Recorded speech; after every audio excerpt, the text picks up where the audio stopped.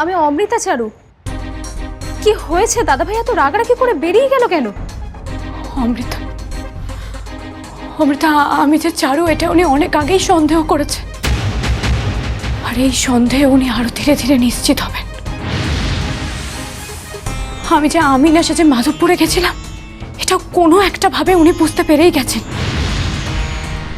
কালকের পর ওনার সন্দেহ আরো পাকা হয়ে গেছে।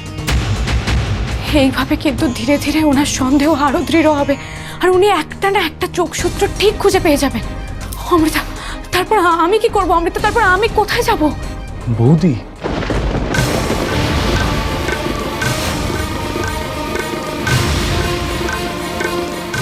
কে আপনি? হ্যাঁ, কে? আমি নলিনাক্ষ বৌদি।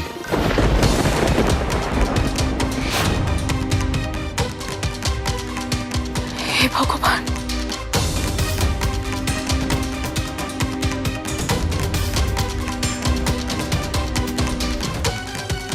এসব কি বলছেন কি আপনি? আমার মনে হয় আপনার কোথাও ভুল হচ্ছে।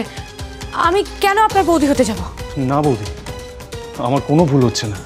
আমি যা বলছি সব কিছু জেনে বুঝেই বলছি, আর আমাকে কোনো ভুল বুঝিয়ে লাভ নেই বৌদি। হ্যাঁ, ভুল বোঝাবুঝি তো একটা হচ্ছেই। না হলে আপনি হঠাৎ করে আমায় বৌদি বলে ডাকতে যাবেন কেন? দেখুন, এই পৃথিবীতে তো একই রকম দেখতে দুজন মানুষ থেকেই থাকে। আমার মনে হয় আপনার বৌদির সাথে আপনি আমাকে কোনোভাবে গুলিয়ে ফেলছেন। কি অমৃতা, আমি ঠিক বললাম তো? হ্যাঁ, ঠিকই তো। যাই হোক, আপনার কথায় আমরা কিছু মনে করিনি। আমাদের অনেকটা দেরি হয়ে গেছে, আমরা আসি। আমি কিন্তু তোমাকে আগেই বলেছি বৌদি যে আমাকে ভুল বুঝিয়ে কোনো লাভ নেই। কেন বৃথা চেষ্টা করছো বৌদি? আমি এতক্ষণ আর্যর আর তোমার সব কথা শুনেছি, আর আপনিও তো ওনাকে কিছুক্ষণ আগে চারু বলেই ডেকেছেন। নলিনাক্ষকে আর মিথ্যে বলে লাভ নেই। ওর চোখে আর ফাঁকি দেওয়া সম্ভব হবে বলে মনে হচ্ছে না। আমি সত্যি বিশ্বাসই করতে পারছি না বৌদি যে তুমি বেঁচে আছো, আর আর্যও সেটা জানে। জীবনে এত বড় সারপ্রাইজ বোধহয় একমাত্র ভগবানই দিতে পারে। কিন্তু আমি না বৌদি বুঝতে পারছি না যে আর্য যদি সবটা জেনেই থাকে তাহলে তাহলে কাউকে কিছু বলেনি কেন? আর আর তুমি বা কেন বাড়িতে ফিরে যাওনি?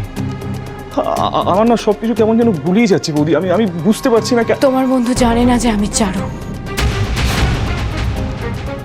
উনি জানেন আমি অন্য কেউ। কি বলছো তুমি বৌদি? সে অনেক কথা, এখন বলতে গেলে আর শেষ হবে না। বলবো, পরে কোনোদিন বলবো। হোক অনেক কথা বৌদি, আমি এখনই শুনতে চাই সবটা। প্লিজ বৌদি, প্লিজ, এখনই শুনতে চাই আমি। প্লিজ বৌদি।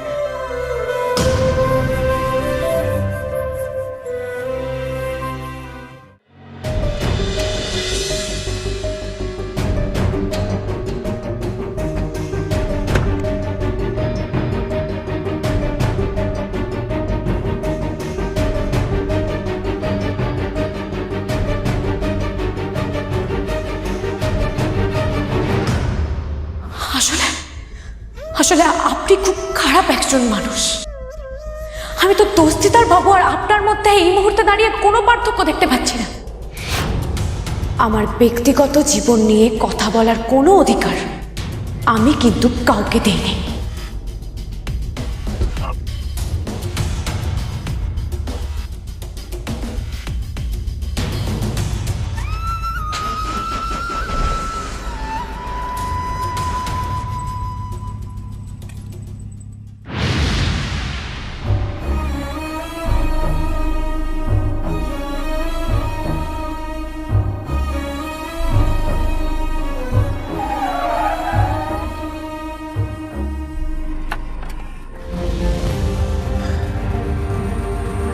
কি করছি আমি?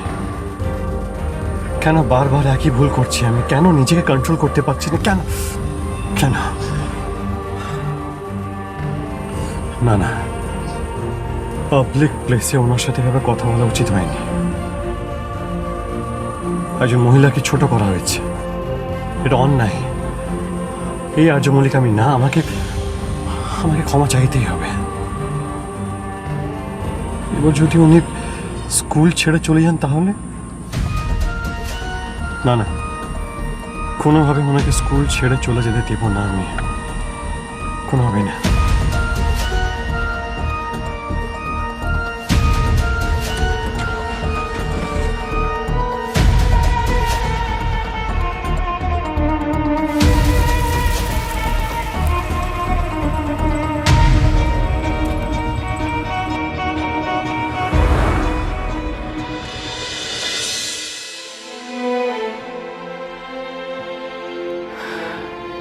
নলিন, এই হলো ডক্টর অমৃতা, কলকাতার নাম করা একজন ডায়েটিশিয়ান। ও শুরু থেকে সবটাই জানে। নমস্কার। নমস্কার। বুঝি এত কিছু হয়ে গেছে তোমার সাথে, আর আমরা কিছুই জানি না। বুঝি কেন তুমি আর্যকে সব কিছু বলে দিচ্ছ না? কেন বলছো না যে ওকে আলোতে আনার জন্য তুমি নিজেকে অন্ধকারে ঠেলে দিয়েছো? অন্ধকার তো খারাপ নয় নলিন, অন্ধকার জীবনের একটা অংশ। তা বলে এত বড় স্বার্থত্যাগ বৌদি? তুমি কেন আর্যকে বলে দিচ্ছ না যে তুমিই ওর চারু?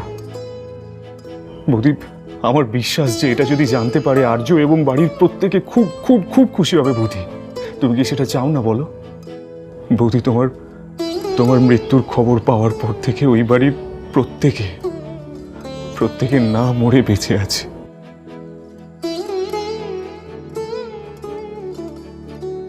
প্লিজ এবার বাড়ি ফিরে চলো বৌদি। বাড়ি ফিরতে তো আমারও খুব ইচ্ছে করে, খুব ইচ্ছে করে। কাছের মানুষগুলোকে ছেড়ে থাকতে আমার কি কম কষ্ট হয়? কষ্ট যখন হচ্ছে তখন কষ্টটা আরো কেন বয়ে বেড়াচ্ছ বৌদি?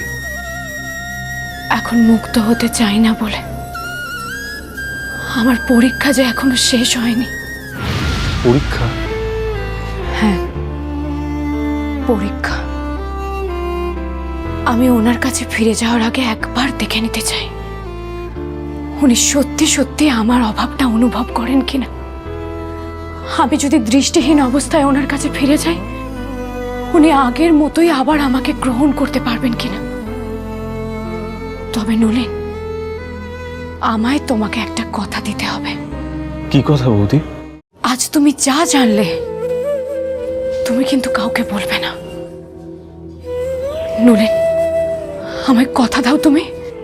বৌদি, যদিও আমার কাছে এটা গোপন রাখাটা খুবই কষ্টের, কিন্তু তাও আমি তোমাকে কথা দিচ্ছি বৌদি, এই কথাটা আমি গোপন রাখবো। কিন্তু তোমাকে কি করে বলি বৌদি যে ও বাড়িতে তোমার জায়গা অন্য একজন মেয়ে দখল করে আছে? আমার একটা কথা তুমি মনে রেখো বৌদি, তোমার এই স্বার্থ ত্যাগের কথা তোমার আসল পরিচয় আর্যর কাছ থেকে বেশি দিন লুকিয়ে রেখো না। না হলে ঈশ্বর না করুক তোমাকে অনেক কিছু হারাতে হতে পারে। তুমি এরকম কথা কেন বলছো নলিন? না, আসলে বৌদি, তোমাদের দুজনকে এভাবে দেখতে খুব খারাপ লাগছে আমার।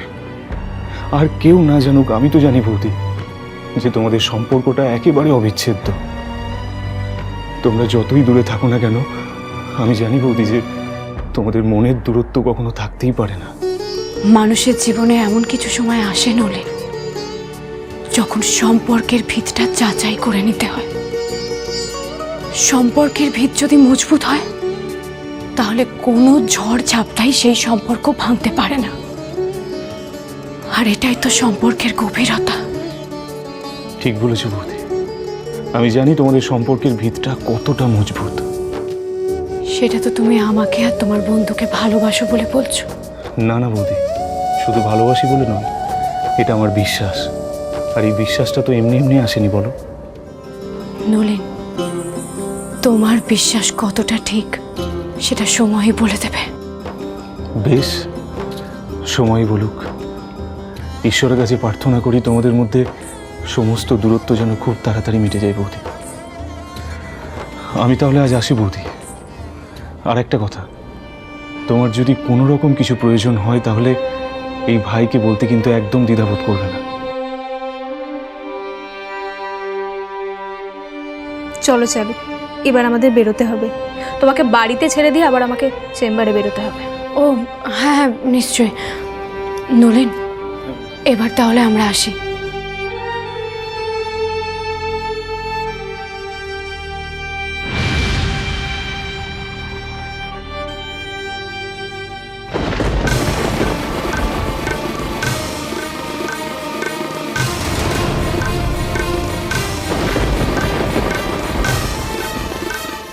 নলিনাক্ষ চন্দ্রিমাকে চিনল কি করে?